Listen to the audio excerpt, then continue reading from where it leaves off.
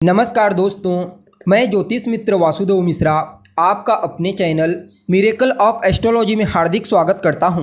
दोस्तों, आज का यह ज्योतिष का कार्यक्रम आप सभी वृषभ राशि के जातकों के लिए बड़ा ही खास और विशेष कार्यक्रम साबित होने के लिए जा रहा है, क्योंकि आज के इस ज्योतिष के कार्यक्रम में हम बात करेंगे सेनापति मंगल के राशि परिवर्तन प्रभाव के बारे में। जी हाँ, भूमिपुत्र मंगल अपनी वर्तमान मित्र राशि जलीय राशि मीन राशि को छोड़कर बीते 1 जून 2024 की शाम 3:58 पर अपनी स्वयं की मूल त्रिकोण राशि अग्नि तत्वीय राशि मेष राशि में प्रवेश कर चुके हैं और आने वाले 12 जुलाई 2024 की शाम तक इसी मेष राशि में गोचर करते हुए आपको परिणाम प्रदान करेंगे। उसके पश्चात वृषभ राशि में प्रवेश कर जाएंगे। अब देखा जाए तो कोई भी ग्रह जब अपनी उच्च राशि में या फिर अपनी स्वयं की मूल त्रिकोण राशि में होता है तो वह बेहद ही ज़्यादा पावरफुल हो जाता है और उस दरमियान अद्भुत और श्रेष्ठ परिणाम प्रदान करने का प्रयास करता है, जो कि इस गोचर काल के दरमियान आपको देखने को मिलेगा। तो ऐसे में बड़े विस्तार के साथ जानने का प्रयास करेंगे कि सेनापति मंगल अपनी मूल त्रिकोण राशि में गोचर करते हुए किस प्रकार से आपके जीवन को प्रभावित करेंगे, जीवन के किन किन क्षेत्रों में इस गोचर काल के दरमियान आपको लाभ की प्राप्ति होगी, तो वहीं किन किन क्षेत्रों में सावधानी बरतने की आवश्यकता होगी। साथ ही साथ भूमिपुत्र मंगल का यह गोचर आपकी सेहत के दृष्टिकोण से कैसा रहेगा, इस गोचर काल के दरमियान आपकी शिक्षा कैसी रहेगी, आपकी लव लाइफ, आपका पारिवारिक जीवन, वैवाहिक जीवन कैसा रहेगा, भाग्य, करियर, बिजनेस, व्यापार और फाइनेंस के दृष्टिकोण से इस राशि परिवर्तन को आपके लिए कितना फायदेमंद कहा जा सकता है, सभी बातें विस्तार के साथ आपको बताने के लिए जा रहे हैं।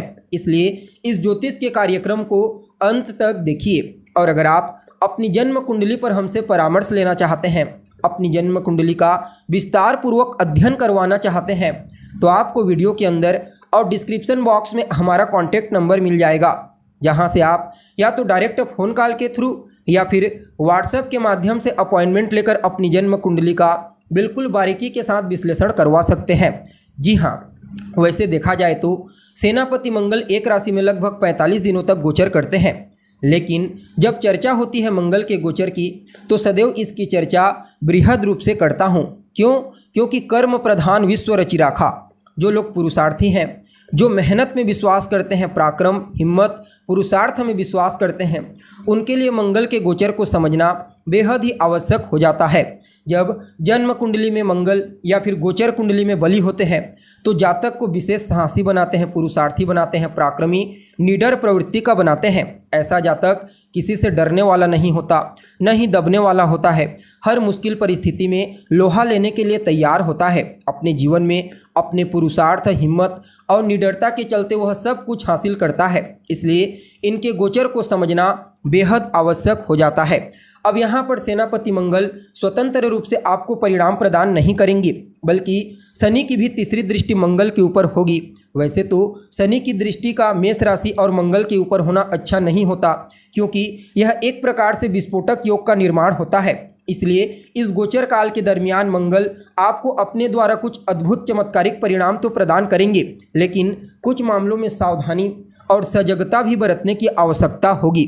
जी हाँ, अब देखा जाए तो आप सभी वृषभ राशि के जातकों के लिए सेनापति मंगल का यह परिवर्तन आपकी राशि से 12वें भाव में हुआ है।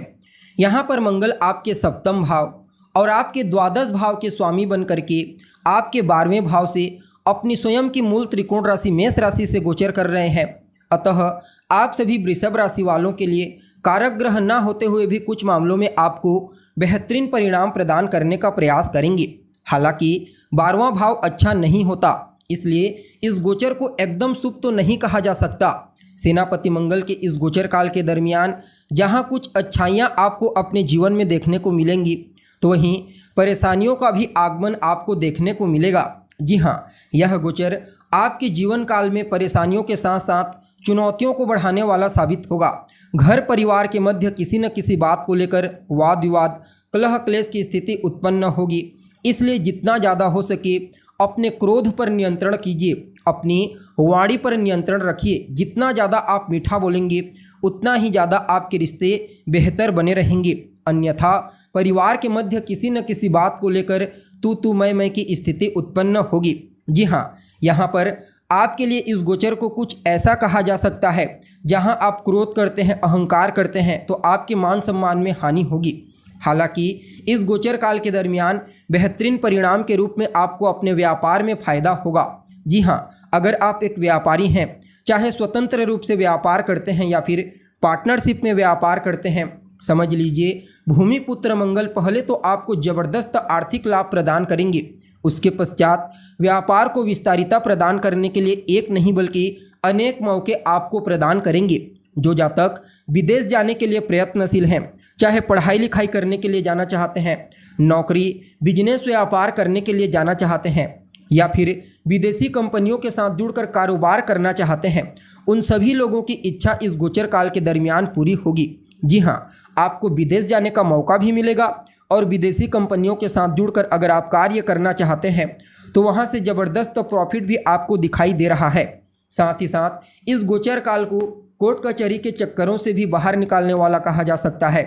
यानी कि अगर आप किसी चीज़ को लेकर के कोर्ट कचहरी के चक्कर लगा रहे हैं तो समझ लीजिए इस समयावधि में वहाँ से आपको बाहर निकालेंगे। हालांकि इस गोचर काल के दरमियान जितना ज़्यादा हो सके लड़ाई झगड़े, वाद विवाद, बहसबाजी से दूर रहने का प्रयास कीजिए। अब देखिए, व्यय स्थान होता है 12वां स्थान, 12वां भाव, और सेनापति मंगल यहाँ पर अपनी स्वयं की राशि में तो होंगे लेकिन शनि की दृष्टि से दृष्ट होंगे, अतः व्यय करवाएंगे। और यह व्यय कुछ ऐसा होगा जो आप प्रसन्न होकर के नहीं करेंगे बल्कि मजबूरीवश आपको व्यय करना पड़ेगा। यानी कि इस गोचर काल के दरमियान कुछ ऐसी कंडीशन आपके लिए निर्मित हो सकती है जहां न चाहते हुए भी आपको धन फंसाना पड़ेगा।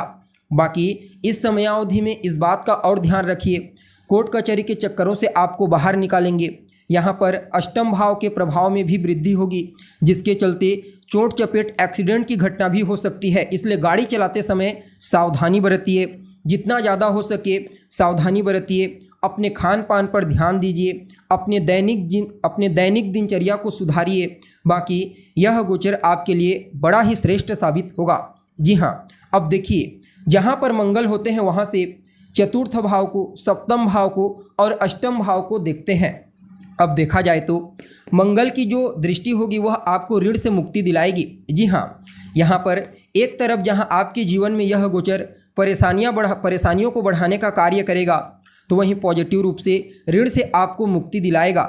चौथी दृष्टि आपके तीसरे भाव पर पड़ेगी जिसके चलते आपके पुरुषार्थ, आपकी हिम्मत में तो वृद्धि करेंगे, लेकिन यहाँ पर छोटे भाई बहनों के साथ किसी न किसी बात को लेकर के विवाद की स्थिति, तू मैं की स्थिति उत्पन्न होने की प्रबल संभावना नजर आ रही है। इसलिए इस समयावधि में ऐसी स्थिति का निर्माण ही होने मत दीजिए जहाँ पर छोटे भाई बहनों से किसी भी प्रकार से वाद विवाद हो। बाकी आपके पुरुषार्थ आपके हिम्मत में वृद्धि करेंगे, साथ ही साथ आपके कम्युनिकेशन स्किल्स और बौद्धिक क्षमता को भी मजबूती प्रदान करने का प्रयास करेंगे, जिसके चलते आप ताबड़तोड़ मेहनत करेंगे। तो यह आपके लिए एक पॉजिटिव पॉइंट रहेगा कि मंगल के इस गोचर काल के दरमियान परेशानियां तो आएंगी लेकिन आप पुरुषार्थ करेंगे, मेहनत करेंगे और इसी के चलते आपको अपना लक्ष्य प्राप्त होगा। बाकी मंगल की जो दृष्टि होगी सप्तम भाव पर, वह जीवन साथी के स्वास्थ्य को लेकर थोड़ी चिंता आपको दे सकता है। लेकिन ज्योतिष का एक रूल कहता है, जब कोई ग्रह अपने ही भाव में होता है तो वह दूसरे भाव के बल को बलि करता है, यानी कि जहाँ पर उसकी दूसरी राशि होती है।